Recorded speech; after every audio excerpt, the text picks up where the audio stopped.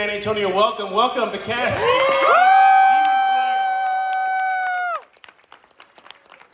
Y'all can do better than that. I need to hear it louder.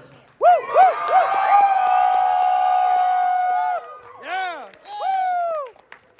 Okay, now y'all can clap for them now. Thank you for doing that. Welcome everybody. Welcome to San Antonio. Welcome. Thank you. Hey, how's your stay been so far? Oh, really nice. Yeah. It's cold today, what the hell? I walked outside and I almost went back in. Yeah, exactly. Heard you got some good food this morning, Happy? Oh yeah. Yeah. So good. So good, yeah. Delicious brunch. I got like this. It was like homemade toast, but it was like thick toast. You know what I mean? That fluffy Texas white toast. The Texas toast? Ooh. bread. So good. Okay, I had the best tacos ever on Friday night. Where? Do you remember? Okay, I can't pronounce it. Kawaii Kitchen. It's like 8 minutes from here. Oh, I wanted to go there. Cuishe Yeah. something kitchen. Yeah. Cochina Kitchen. Cochina Yeah. Kitchen. Yes. Yes. They know that, yes. It's so good. I've been like dreaming about them for the last 36 hours. The Wagyu tacos. Wagyu tacos? Yes, you guys should get them tonight. They're so good. Also, okay, so I got the salsa sampler, which was delicious, except they brought it out and they were like, these two are spicy. And I was like, my husband is part Sri Lankan. I can totally handle spicy. I'm great.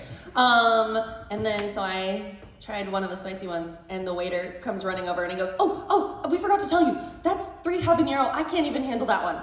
And I was like, it's so great. It's really good. And then I got the hiccups. And I tried to pretend I wasn't dying. All right, well, let's go ahead and start talking to these fine ladies and gentlemen here, the cast of Demon Slayer. Start off with Kaiji Tang, everybody. He played Shinozugawa. Give him a hand. What?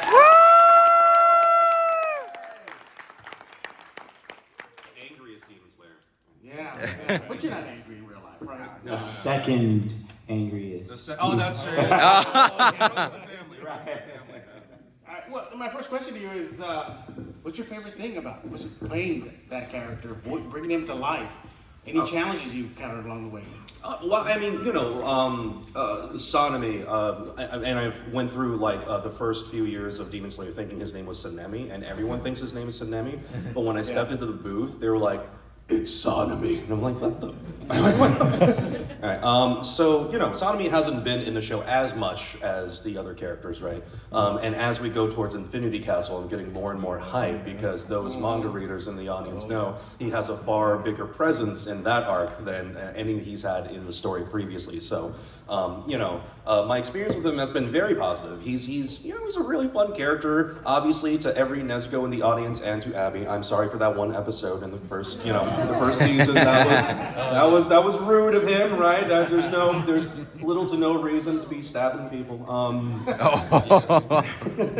But yeah, I've had a blast so far, and I can't wait to jump into Infinity Castle with him. By the way, I thought we agreed that Abby was going to run this whole show. Oh yeah, that's right. Abby, could you field like every question because you've been in every episode? Yeah, let me just answer every question for everybody. We figure she's probably knows the most, being in every single episode and having so much to say.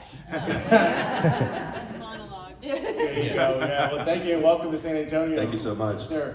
Give it up for Zeno Robinson. Again, everybody.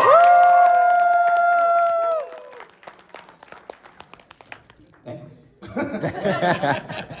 Same question. Challenges you encounter along the way, bringing this character to life. What have you learned as along the way, just this journey you've been on? I want to also just preface this by saying I'm sorry for my voice. It has been going out all weekend. I think the biggest challenge with playing Genya was the 3-year wait between season 1 and season 3.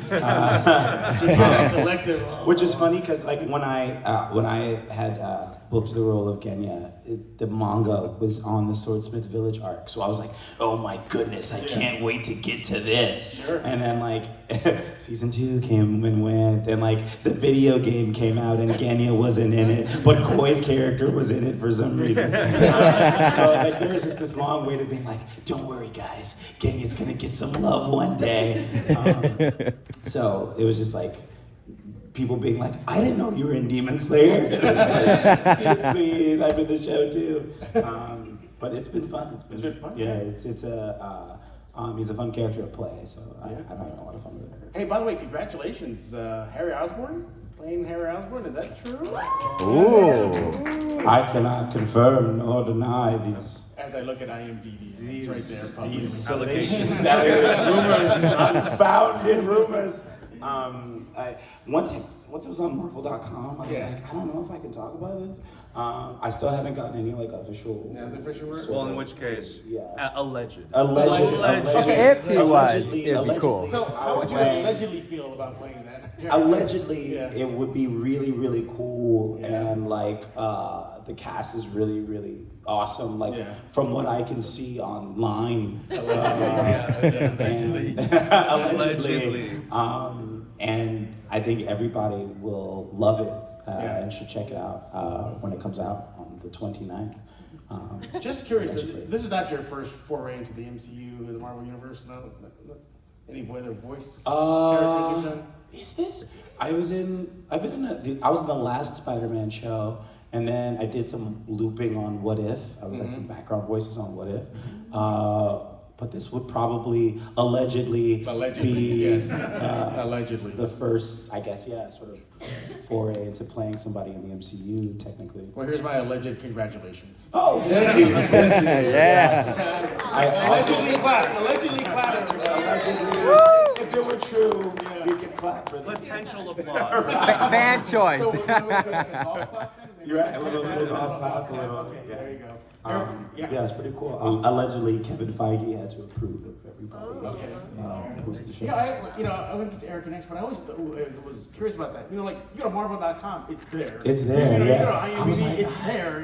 What's the big deal? You know? I don't know. Yeah, all right. I have no idea. Everybody give it up for Erika Harlacher, everybody. Are you staying warm in this cold Texas weather? Huh? No. Last weekend I was in Florida, and also I was like, it's Florida, I don't need a jacket. And then they're also getting random snow over there. Yeah. So I need to just start bringing warm clothes. I guess. Maybe you bring the nice wintry weather everywhere you I have go. this one Persona jacket, and I've been wearing it all weekend. But it's not a Persona panel, so I took it off. There you go. Well, speaking of Persona, that crowd yesterday. Woo. I know. Okay. Yeah. Did y'all hear about that? Yeah. The lines were out. We saw. It was bonanzas. It was very, very bonanzas. What's that? Oh, okay. Well, we'll get to you in a bit, all right? Erika, same question for you. What's it like breathing life into this character that's just... I love Shinobu, and I would actually argue, even though she hides it the best, she's the angriest demon slayer. So, just saying, boys, just really good at pretending. Yeah. I love her. She's such a fun character. It's really fun to play a character that's so tiny and cute and smiley, but then she'll murder you. So don't do anything bad. Fun times. And it was really fun. Whenever I would go in for the video games, for some reason I was almost always scheduled after Zach, who plays Tanjiro. And he has to scream almost every line, And then Shinobu, even when she's at her most attacky, she's just like, huh. I'll get you. She doesn't scream. And the clients will be like, oh, poor Zach. You're so lucky. Wow, it's so nice to have a non-screaming session after Zach's. And I'm like, oh no, poor little Zach. I should text him. But yeah, I'm really excited for the Infinity Castle arc as well. Yes. Same with Zeno. There was a period of time where I was like, did you guys forget about Shinobu in the show? Hello? I know she's so popular, but she hasn't been here in a long time. But she was in the video games at least, so thank goodness. Sorry. Hey, Zeno. Yeah. He was Gruff Swordsman. They didn't even name him. He was Gruff Swordsman. They didn't even name him in the game. He had a name. He's related to the Hashira. It's just to make it extra exciting and special when he's back and being awesome. So. Awesome. Yeah. Did you draw any inspiration when you saw the character for the first time with your eyes? did you say, you know what, this, a little bit of this, a little bit of that, you go into I her? said, what would a butterfly say? No, I had actually seen the character before, but I couldn't remember where. When I got the audition, I was like, why does she look so familiar to me? And then I was walking my dog around my neighborhood, and there's a car that has a bumper sticker of Shinobu in my neighborhood. And I was like, hey, I think that's the character I just got an audition for. And then I was like, that means she's probably really popular if she has a bumper sticker, and we haven't even done that part yet. So then I was a little nervous, felt like a lot of pressure. But I mean, no, whenever I audition for anime, they show us the Japanese version first, and the Japanese actress, I've played a couple of her counterparts. I think it's the same actress that played like Elizabeth in Seven Deadly Sins, and like a few other things. I think Yumiko in Kakagurui as well. So I was like, all right, I get it. Like, hi, I'm pretty and breathy. So I think I did a couple takes. I think I did one that was like even higher pitched, closer to Elizabeth, just in case. Thank God they didn't pick that. But yeah, I don't know, I just kind of went with her vibes of like pretty. You just fluttered into that. I did, I just fluttered in. Like a And then the butterfly. first session I had, she had 2 whole lines, and they said, great job. And I said, all right, I don't really get the bumper sticker yet, but. One more question for you. If you could cosplay as a Demon Slayer, what would it be? Well, I have cosplayed as okay. Shinobu. Okay. No, I'm kind of a nerd. Yeah, I have a friend, Reagan Catherine, who's a cosplayer. We actually met at a convention because she was a cosplay guest, and I was a voice acting guest. And then turns out she lives like really close to me, and she happened to already have cosplays for a bunch of my characters. And so every once in a while she'll be like, I'm cosplaying Shinobu. Do you wanna come by and take some photos? And I was like, yes, please. We're like very similar sizes. Worked out really well. But yeah, it was very fun. Assuming my TikTok comes back, which mine's working this morning, so I don't know why I'm special. I know. Sorry about it. But yeah, I have some cosplay videos on there you could check out. So All right. it's also on Instagram probably. I don't remember. Who knows? All right, thank you, Erika. Thank Appreciate you. it. Give it up for Abby, Trott, and Nezuko.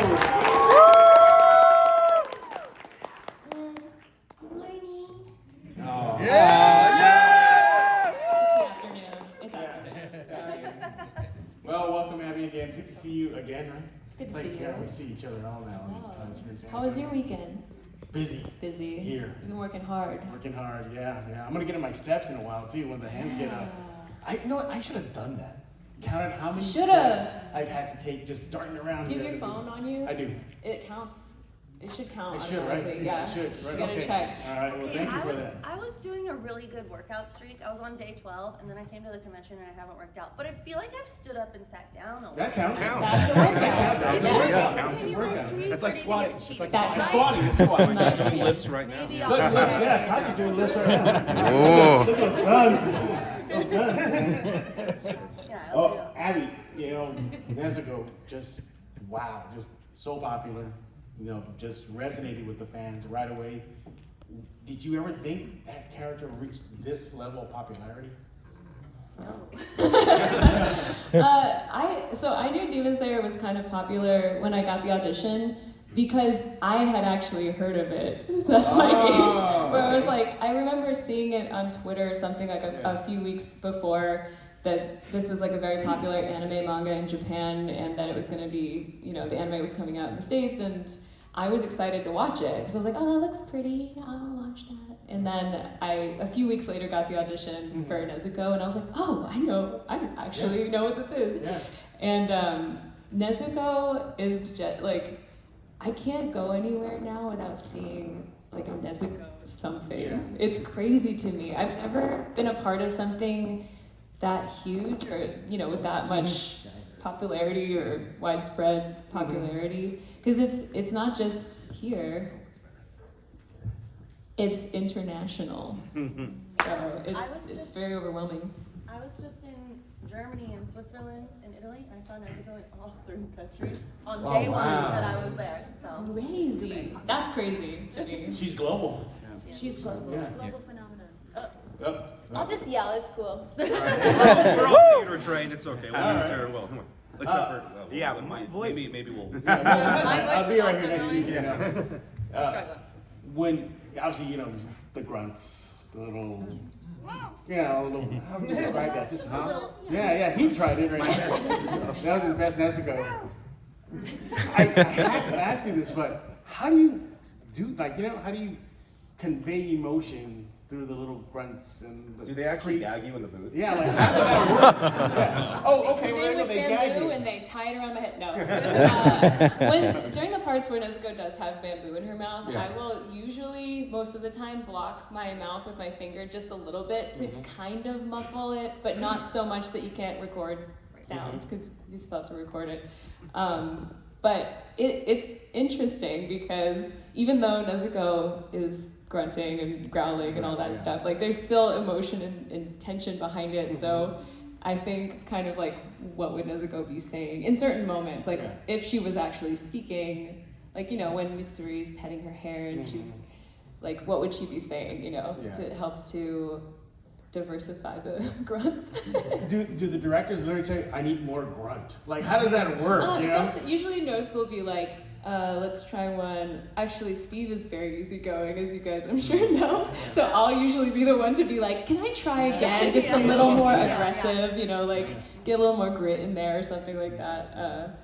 But yeah, it's definitely a different type of role. Yeah. I when I first saw all the roles go out, I was like, Nezuko's gonna be the hardest role. And so when you were cast, I was like, Abby's got it.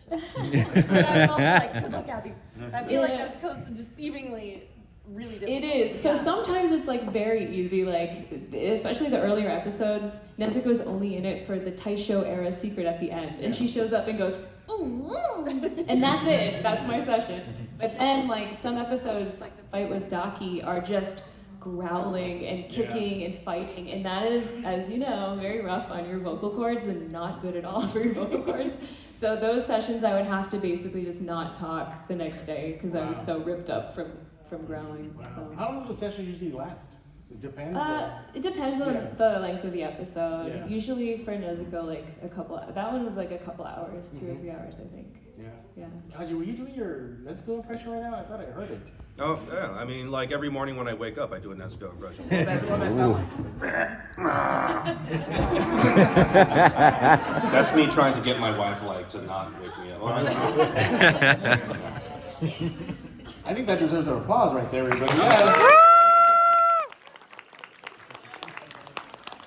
But Abby, you're just looking out in the audience here, you see Nezuko there. Well, who's in Nezuko right now? We got a few of them. There you go, right there. Nezuko. We got any others? Any others in Nezuko? No? I had a Are you the bunch only one? yesterday come up to my table too. Yeah. Yeah. We'll get to Q&A in a few minutes. We're almost there. Just hang on tight. Yeah, it's like he's cosplaying Nezuko. Exactly. All right. Well, it's your time to talk to the voice actors. All right. So here's what we're gonna do. We'll try to keep it a one question, okay? And if we run out, we'll just loop again and do everybody one more time. All right. So here we go, everybody. So we'll start on this corner. Anybody have any questions? No. This aisle here. No. We'll go in the middle here. Okay. I'm gonna start here, and then I'll work my way through this way. All right. Here, the steps are about to start counting. Here we go. Oh, I'm sorry. Well, let's start off here. Okay. Sorry, I'm like really nervous. You got this, Pikachu. So like this is a question for like all of you guys. What was the like most sentimental thing that you've read or acted in like all of Demon Slayer? Here you go, Abby. Oh. Answer for all. I'm gonna interpret sentimental to mean kind of like emotional, impactful in that way. There's two moments that really stood out for me. One is in the very first episode where Nezuko's first transformed into a demon and she attacks Tanjiro and he's fighting her off with the axe in her jaws, pleading with her to remember who he is. And she does, and she tears up. And that moment for me, I could cry just thinking about it. I don't know why it's so powerful to me, but it's just like, that's what the character, both characters, that is the essence of both of those characters. So that moment is really special, I think. And then another moment, kind of similar, is the fight with Daki, when after the fight, Tanjiro is kind of trying to calm Nezuko down and she's crying and remembering their mother, and that was a very emotionally intense scene. Like that whole fight and everything, it was hard to do. And then I remember being kind of stuck in that emotion for a moment, and then our director Steve was like, great, moving on. And I was just like, give me a moment. Yeah. Same thing with the moment in the sun. I was very much stuck in that moment. You know, it's hard to watch, let alone perform. Nezuko's burning alive, essentially. So even though she does make it through, it's still hard to get through that. And then I was very much in that moment when the director was like, okay, next. Okay, give me a second. But yeah, those are 3 really powerful moments that I can think of. Anybody else? The episode where we go into the backstory about Shinobu's sister. Yeah. That's a really, obviously, very emotionally intense, especially because Shinobu is a bit younger in that, so she's less, I feel like her emotions are less hidden in that episode than, you know, she's still not like a Tanjiro. But, yeah, I think when we were doing that episode, I felt like I really understood a lot more about her character and her mission and her goals in life and everything. And obviously, it's very sad that her sister is killed, and her entire life's work is now about that. So we'll see what happens in Infinity Castle. Okay, it doesn't want me to talk, so here you go. There goes Zeno.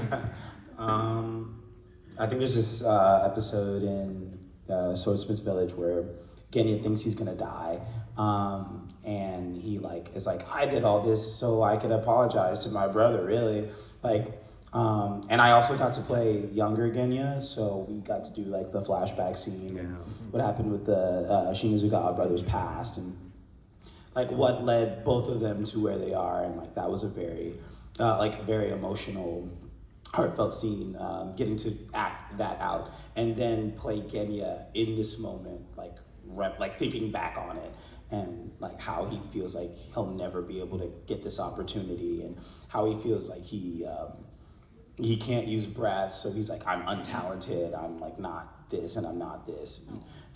Yeah, it's for a moment we get to see inside who Genya really is beneath the rough exterior. So yeah, that was a fun scene. Kaiji? Yeah, I want to say it's for me. Obviously, the flashback was super intense. It's Sanemi. You know, you can sort of pinpoint the moment where this character had to wall himself off emotionally after the stuff that happened between his mom, his brother. As they were walking away, when he was telling us hey, it's just sort of us now, right? Yeah, That's the start of him just being okay, this is the rest of our lives. We have to take care of ourselves. But the moment for me when that started to crack a little bit, and it's always really great to have those moments with a character who is walled off emotionally to sort of peer behind the veil a little bit, is when we were in the hallway and we had just met up again, right? The the training arc. Yeah, exactly. And you were having conversation, Sanemi was being very, very callous and rude. But the second Genya told him that he had been eating demon parts, there was that moment where Sanemi was like, wait, what?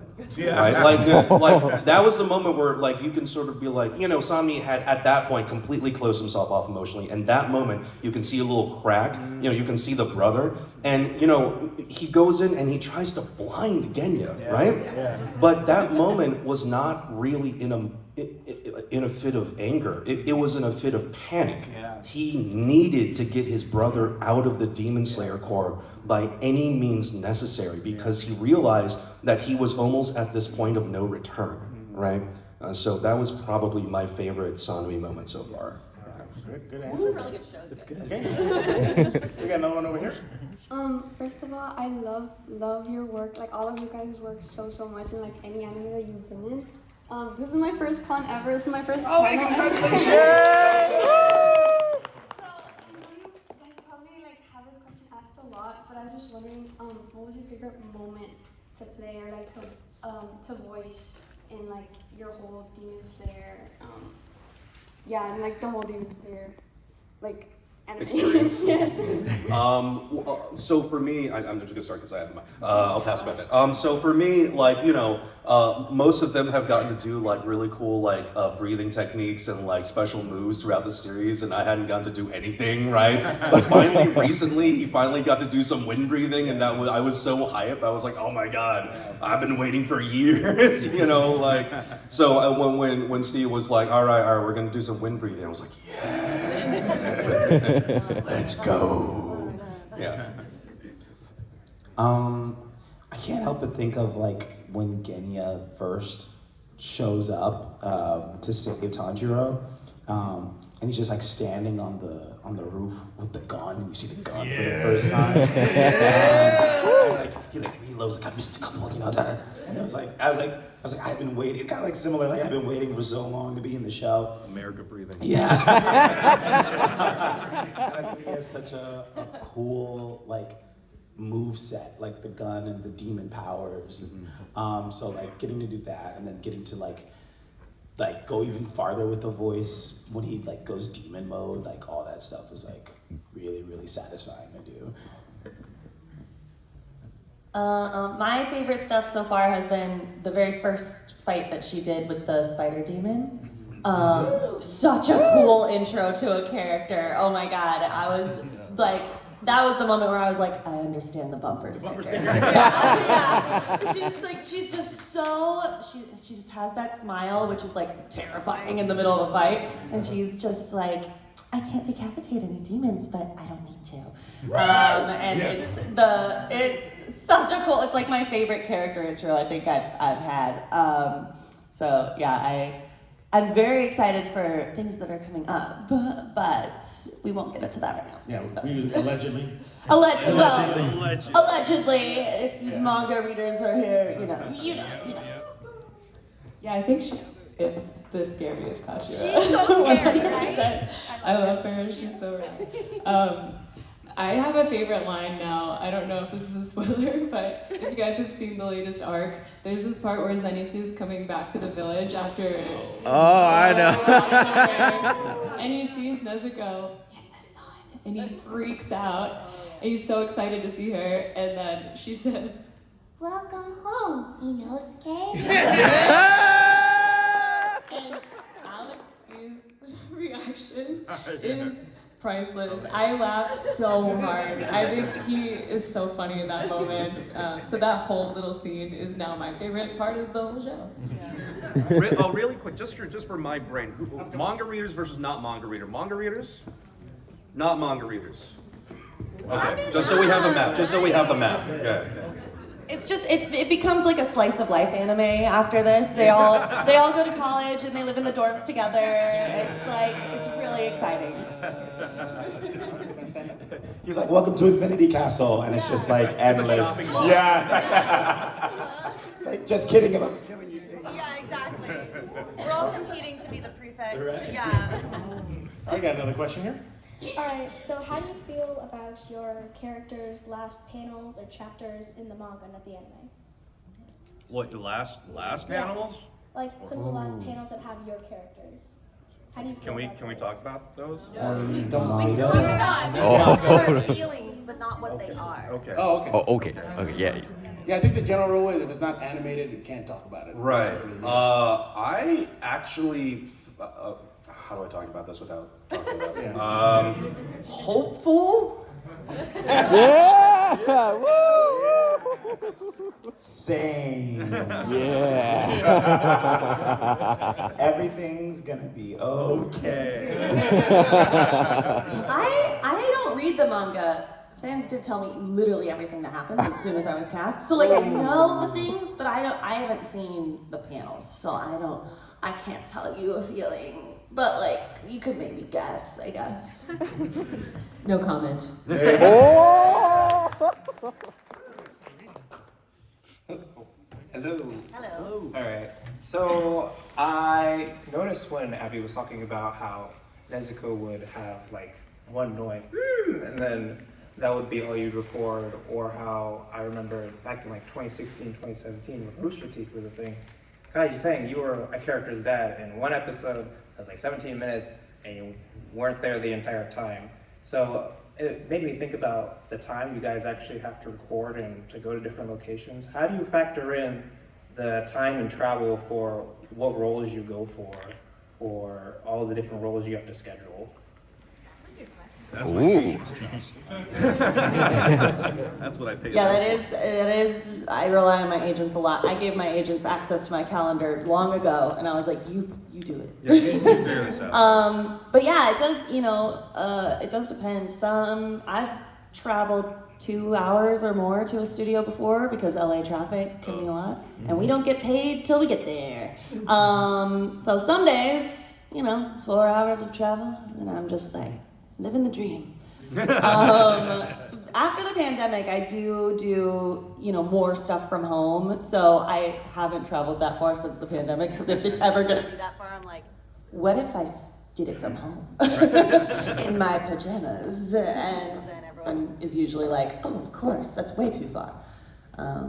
Yeah, but it's usually my agent's job. I rely on them a lot.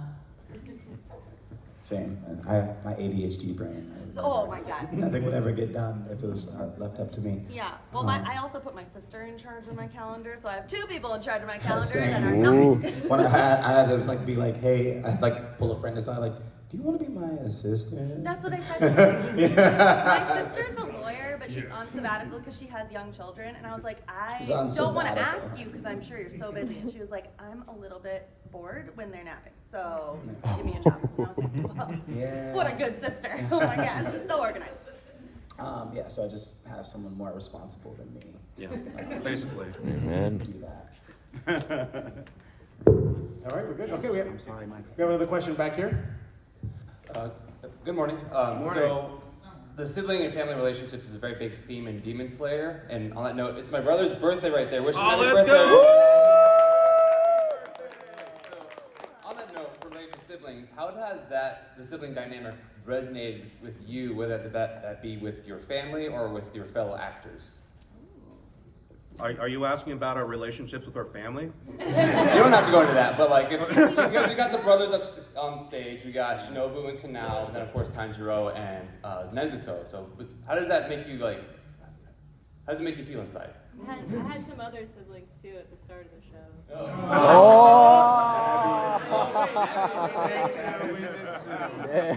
I mean, for me personally, the relationship between my character and Genya is my primary driving force throughout the entire show. Like, yes, Sanemi is driven by vengeance, and he wants nothing more than to turn all demons into a fine, misty paste, right?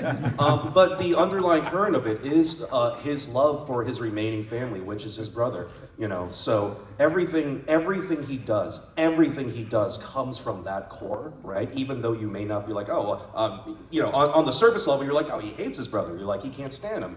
But like underneath it is this very deep brotherly love, and he would do anything to keep him from danger, right? So that's how I approach the entire character. So yeah, it's everything for me, at least. Very, very much the same. And Genya says as much. He's putting his entire life and livelihood at risk, while he also feels like he's been handicapped, right? Like, the demons in perspective are like the most dangerous creatures on the planet. And Genya can't even use the primary function to defeat them or to withstand them, which are the breaths. But he's willing to put his body at risk and his entire life at risk just so he can reach this pillar for no other reason than to apologize to his brother. Because of like how he feels and their trauma like impacted their lives in very specific ways, like being closed off. Kenny's sort of closed off in his own way. He's more abrasive toward the world. And it's the primary driving force why they do everything. It's like love in a different way than like Nezuko and Tanjiro's love or Shinobu and Kenao's love. It's like at the end of the day, there's like how your family bonds influence your life, and the core of it is love, even though everybody expresses it in these different ways that are informed by all these different traumas, right? Yeah, so like I said, I have a sister. She's 2 years younger. She definitely on paper seems like she's the older sister with her law degree and her children. And I was like, I'm gonna play pretend forever. But yeah, I think that definitely helps. We're close now, but we definitely went through, periods in our teenage years where we were kind of enemies. So I feel like I've been through a range of all of the different sibling dynamics. And so when I get to play a character that has a sister, like Shinobu with Kanao, I feel like it's pretty easy to fall into that kind of, I love you, but sometimes you do things where I'm like, why'd you do that? But yeah, I also feel like Brianna Knickerbocker, who plays Kanao, she and I can fall into like the sibling dynamic pretty easily because we've known each other for so long at this point. So I was very excited when I heard that she was going to be Kanao, because I just felt like it was going to be really easy for us to act those scenes. So. Yeah, I think there's a lot of sibling relationships in the show that are the driving force, right? The Nezuko and Tanjiro relationship. What does Tanjiro say? It's like the bond between siblings cannot be severed. It's like the point of the show. In real life, though, I have two brothers, and I can tell you with a fair amount of certainty that if I were to be turned into a demon, they would probably leave me hanging. They're not gonna go fight Muzan to save me. They're gonna be like, are you the youngest? no, I'm the middle child. You're the middle child. Yeah. That makes sense. The wretched middle child. The wretched middle Oh child. my All goodness. right, we're gonna have a question back here. Hello, my name's Lily. Everybody's asking really good questions, so I have a silly question. If you personally could use a breathing style, what kind of breathing style would you use? I've had this question before, so I've gone through like several options. I'm gonna go with cat hair breathing. It's really annoying when you get covered in cat hair. It gets in your eyes. Some people are allergic. Like, I feel like that'd be a really annoying breathing style. I would want to use sleep breathing, and I have two different styles. So one would be I make everyone around me fall asleep, so then I'm like, nice, silence, and I can just scroll on my phone. Or it makes I feel like I've had a nice long sleep, and then I'm rejuvenated. Can you imagine? What would that feel like? I don't even know anymore. Whoa.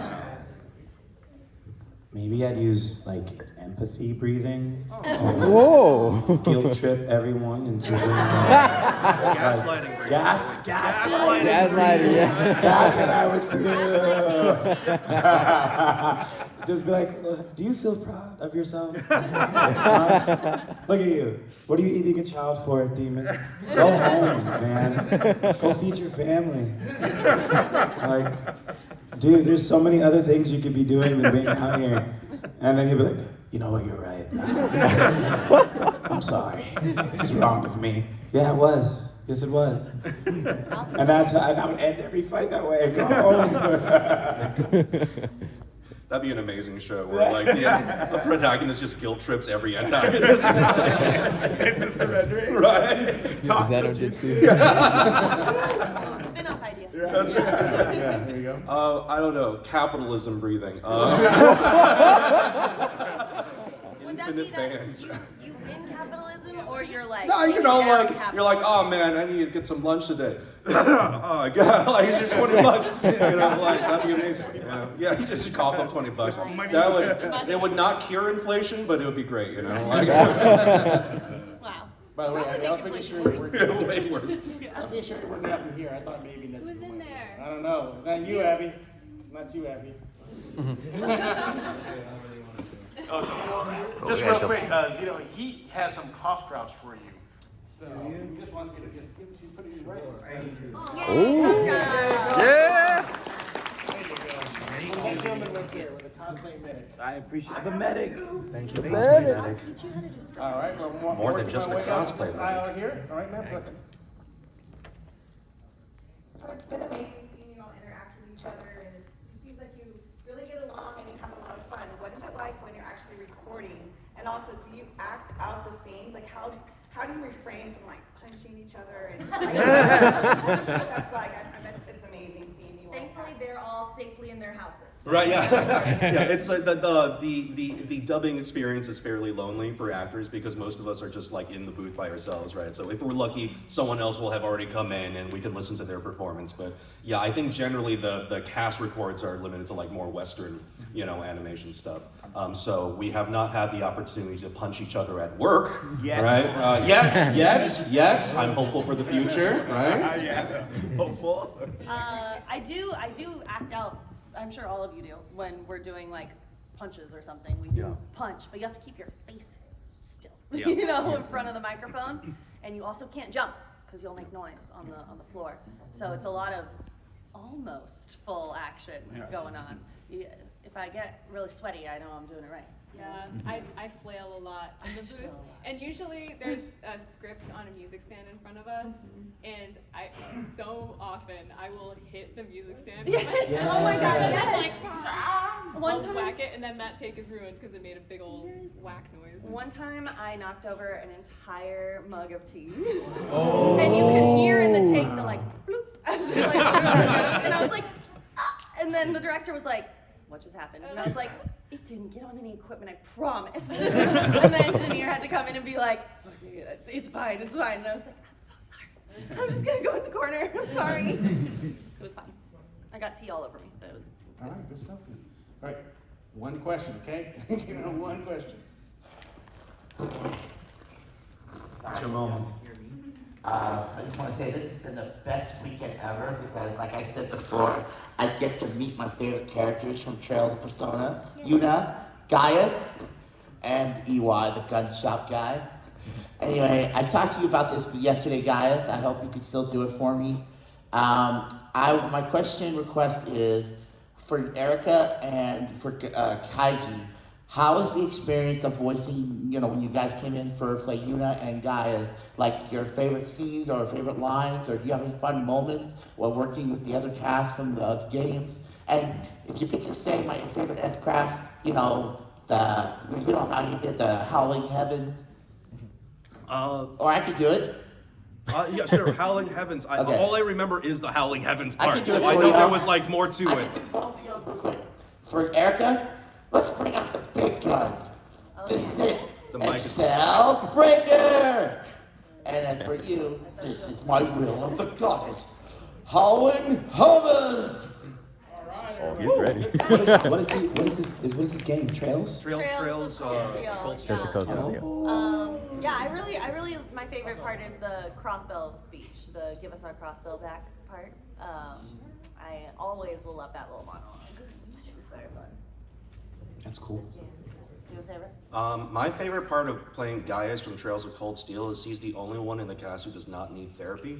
He's like, I so very rarely get to play characters who don't need therapy. Like, seriously, like there are no well-adjusted anime characters, basically, right? So like, Gaius has like, he's a character with like a nice family. He's like, he has a good relationship with everyone. He knows how to cook. It's like he's like this really good guy. You know what I mean? In this world of like everyone like war-torn, like terrible, like apocalyptic things happening.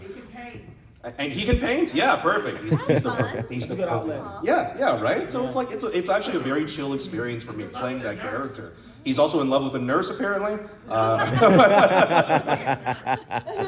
yeah, it was a very chill experience. Yeah, and I don't know if these mics can handle us like shouting the attack stuff.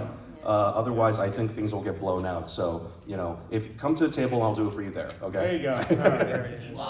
I might not, because I also am on the verge of losing my voice. Okay. You'll know. Yes.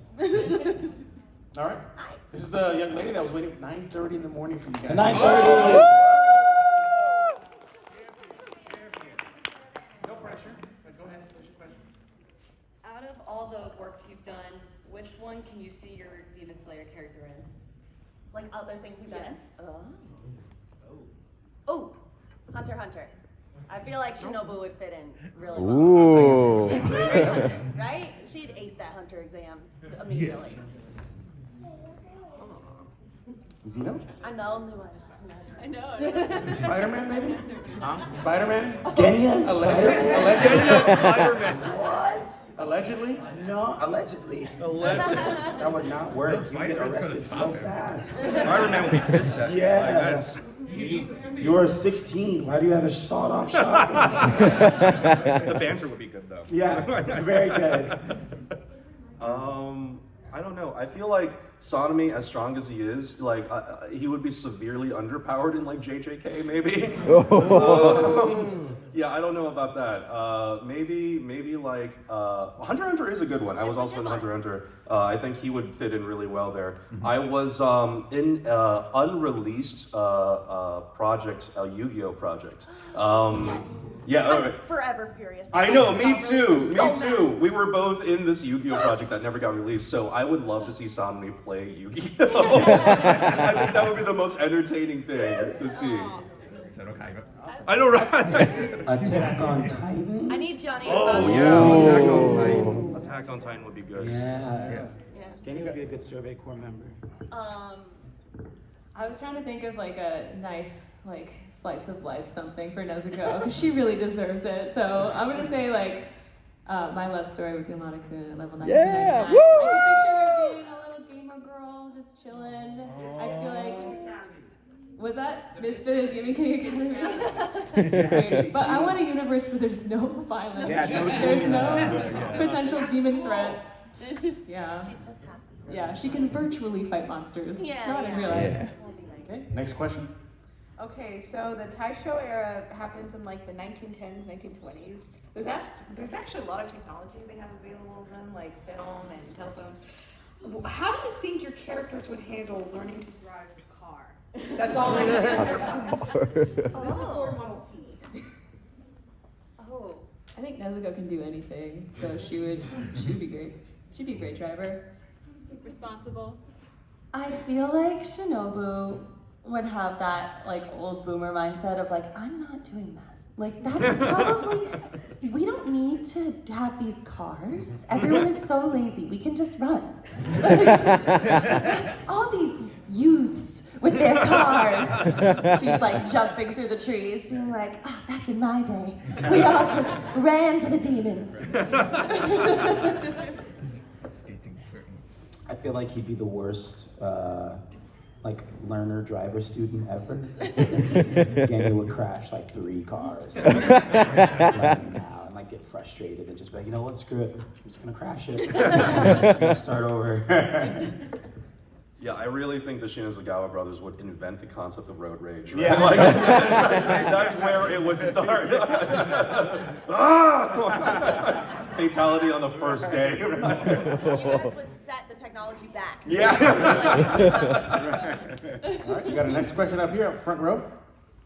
Hi. How are y'all doing first off? Hello, good. Hello. I've never been able to ask a question before. Oh my god, we're hey. waiting. So mine's a more voice actor question in general. So it's, do you see the scene as in the booth? Like, can you see and follow along with it? Oh. And if it's yes, have you ever wanted to change or add to the scene? Because it's already set in stone most of the time. You know what I mean? Yeah. But have you ever been like, It's a good have question. you ever changed anything about it? Like, I don't like this. My character deserves better. Yeah. There's plenty of times, the first answer to the first part is yes, we do get to preview the scene, right? And depending on where you're working, whether in LA or Texas, sometimes they let you chase it on the preview, which is sometimes really fun because like if you chase on the preview, if you get something workable, they can just keep it and you have less to do, right? But for the second part, we, depending on who you're working with, depending on how experienced you are, sometimes the actors do have a bit of a say in like how the script can go. Like if you're uncomfortable saying something, you can be like, hey man, this will get me canceled. Could we maybe change it?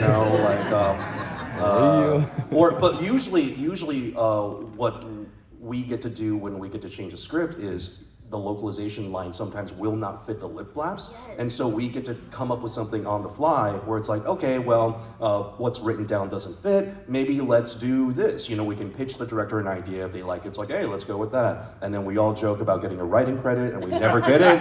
We never ever get it. Just know, we all have written at least one line, That's okay? right. And we all have made the joke. Yeah, very similar.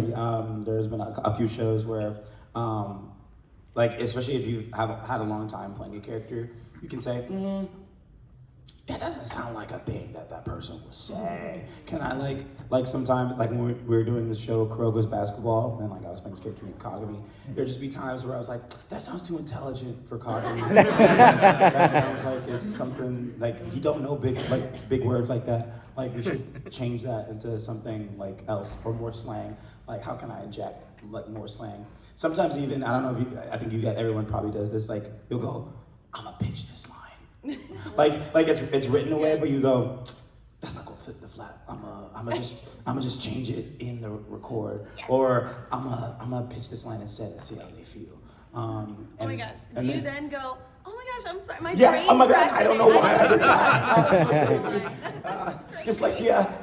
That's a completely different line. Yeah. And then if they hate it, I'm like, my bad. Oh my gosh, I'll read it as written. Reading as written. All the time. Yeah. Okay, great. God, I'm not alone. I'm always like, what? What came out of my mouth? I'm pretty sure I said what was on the page. Oh my God, it's crazy. Yeah, there were times where, well, between like seasons, sometimes directors will change, or like script adapters will change. And so like during Seven Deadly Sins particularly, there was one time where I think the script adapter writer had changed, and Elizabeth is a princess. And they had her saying very casual lines, and I was like, I don't think that she would even know like what these words mean. I feel like she's very, you know, kind of naive and regal. So we would go in and change that stuff. My least favorite thing that happens, and if you watch subs, you probably don't notice because you're looking at the subs. The Japanese does not follow the lip flaps a lot of the times. And they'll just randomly close in the middle of a line while the Japanese actor's still talking like a normal person. But then the drawing is like, ba ba ba ba, ba ba ba ba ba ba ba. And then the line that we're supposed to say is supposed to be like one continuous sentence.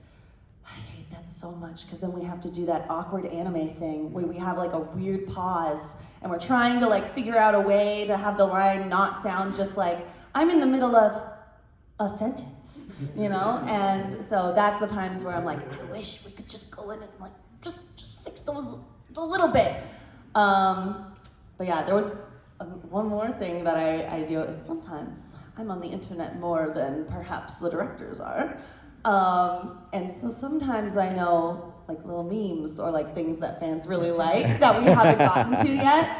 And there was this one meme for Hunter x Hunter where Kurapika is in the hospital and he has bandages over his eyes. And he's getting something explained to him and he says, I see. And it was such a meme. And so we got to it and I was like, please don't have changed it from I see. So we get there, it says I see. I start cracking up because I'm like, yes. And so Tony Oliver's the director and he's like, why are you laughing? And I'm like, he has bandages on his eyes and he's saying I see. It's like, it's a meme, it's funny. And Tony was like, oh, maybe should we change it? And I was like, no, don't. You can't change it. Everyone will write, okay? This is like a favorite moment. And he was like, okay, I mean, now that you've pointed it out, and I was like, I should have stayed quiet. I'm so sorry. We kept it the same, don't worry. But yeah. Yeah, so a lot of times for anime, it is obviously, we're dubbing to a pre-existing picture. Sometimes we're doing a simul-dub and things are kind of unfinished. But most of the time, we are supposed to be following the timing of the Japanese. Sometimes we can get away with finagling things if the flaps or the dialogue is off screen, meaning like if you can't see the character's mouth, sometimes they'll give us a little leeway to mess around there. But a lot of the fun stuff is in doing like prelay animation. Sometimes prelay animation being like, you're recording the dialogue before they're animating the cartoon. So like Big City Greens, or I was in Carmen Sandiego on Netflix. And that show was really fun because we got to do some improv. Me and Mikey Holly, who played my brother, we would just bicker as siblings, and sometimes that dialogue would make it into the show. Not scripted, it was just stuff that we were, going off, So that's always fun too, to like discover moments like that. And yeah, every once in a while when you're not viewing the mouth flaps. You can get away with that in anime, but not so often. Yeah, I think Zeno. There are times in anime where I'm like, God, if I just had one more second of the lip flaps, I want to do this really cool acting thing, but I can't. I have to like rush through this acting moment, and those are the times where I'm like, But yeah, that's why prelay is the most fun in my opinion. There's like also times where you're like, I want to take this really cool nuanced pause, or like a stutter, like, oh, there's extra flap, can I just stutter into that so it sounds more natural? And sometimes you don't have room for that. Do you guys also do this thing like on certain shows where you're like, I really want to nail this, like you pull out the manga in case you want to make sure a scene stays like kind of accurate? I've only done that like 2 times. I worked on this show where I was like, I'm not like, it was called Go Go Loser Ranger, and I really wanted like to, we have some fans. So there was a scene where Fighter D challenges the Rangers for the first time, and in the script he said he was a supervillain, and I was like, can I fight this? Because he doesn't consider himself a supervillain. He's a monster, and he's proud of that. And I think calling him a supervillain takes away this like sort of nuanced thing where he doesn't consider himself evil. It's his nature to be a monster. And so a villain has this like, and so I was like, they were like, okay, well, like, what do we change it to? So I like pulled up the manga and I was like, can we do something a little similar to what's a little closer into the manga? And so we came together and like I thought it honored the character way more than like the original, how we like had scripted it out. So like sometimes I like, on certain stuff, I'll like keep the manga with me and I'll be like, okay, I just really want to make this perfect because I'm insane. The next time you guys hear a sub-elitist say that dub actors don't care, like we sound like we don't care, you tell them about this thing, okay? Because we care a lot. Send Zeno.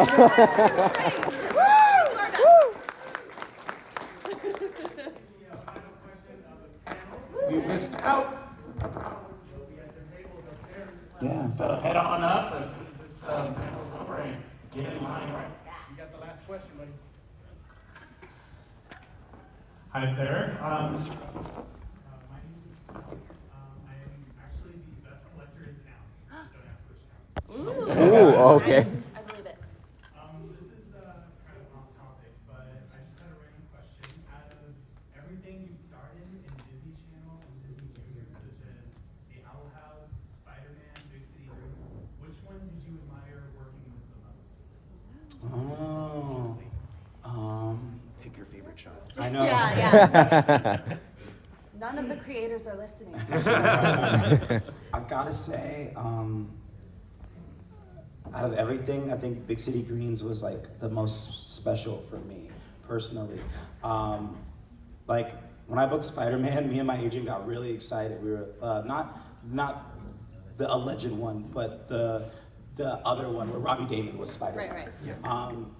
We got really excited because they had all these holds, and I thought I was gonna be this like recurring or this like pseudo regular, and I ended up only like being in 2 episodes, which is fine, but it was a little disappointing.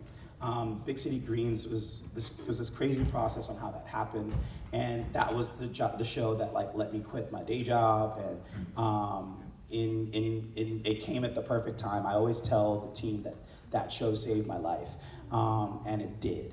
I remember when I went to Disney TVA to like preview the first episode, fully finished all together for the first time. Like it was like our first cast screening, and I remember thinking, oh, the year before I didn't want to be here, and like had I given up last year, I wouldn't have lived to see this year, to sit in this theater and like watch like the first time I'm doing something that's going to be on air in a long time. And so that's what sort of gave me my like, give it a year rule. Like if you think your life is going like bad or wrong, give it a year and see how much your life changes. Because if you don't give it that time, you might not be able to live to see it change for the better. So I think like out of everything, like Big City Greens ended up being the most special for me. Awesome. Everybody, give it up to the voice cast of Demon Slayer, Kaiji, Tang, everybody. Zeno Robinson. Erika Harlacher. And of course, Abby Trott. One more time, Kawacon. Again, their tables will be open soonish, you know, just a few minutes, yeah. And do you guys have to leave early for flights? No, not me. No, me neither. Okay, great. All right, great. So get on up, get on that